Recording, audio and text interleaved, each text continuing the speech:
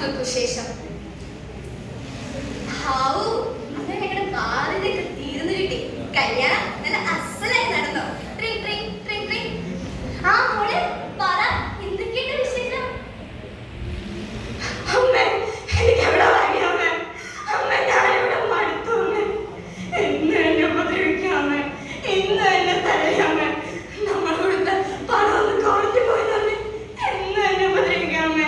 അമ്മേ, നിങ്ങൾ ഇവിടുന്ന് എങ്ങനെയെങ്കിലും എന്നെ കൂട്ടിക്കൊണ്ടുപോകാമേ.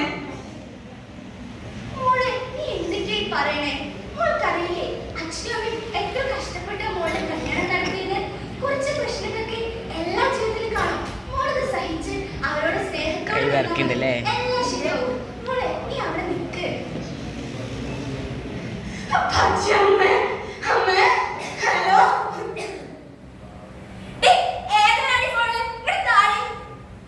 നിന്റെ വീട്ടുകാരെ കുറ്റം പറയല്ലേ?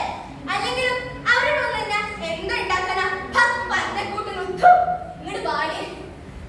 അയ്യോ ചേട്ടാ, എനക്കല്ലേ മിണ്ടാതിരുന്നോ?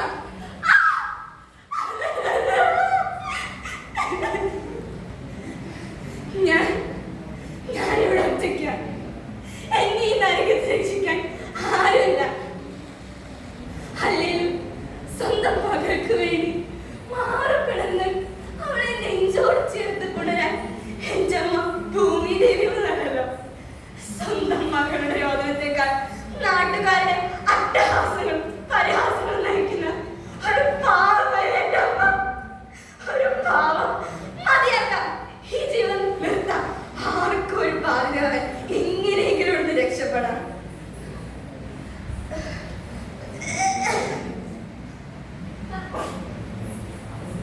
അതെ, നമ്മുടെ നാട്ടിൽ മറ്റൊരു കൊലപാതകം കൂടി.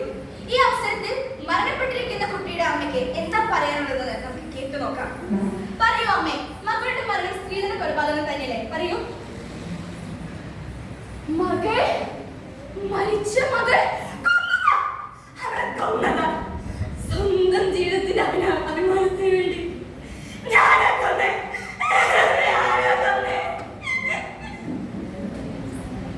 പ്രബുദ്ധ കേരളമേ, കേൾക്കുക. നമ്മൾ പെൺകുട്ടികൾ നമ്മുടെ ബാധ്യതയല്ല. അവർ സ്വന്തമായി ചിന്തകളും ഭാവനകളും സ്വപ്നങ്ങളുമുള്ള ഒരു മനുഷ്യ ജന്മങ്ങളാണ്. അവർ പഠിക്കട്ടെ, അവർ പറക്കട്ടെ, അവർ സ്വപ്നങ്ങൾ കാണട്ടെ. നന്ദി, നമസ്കാരം.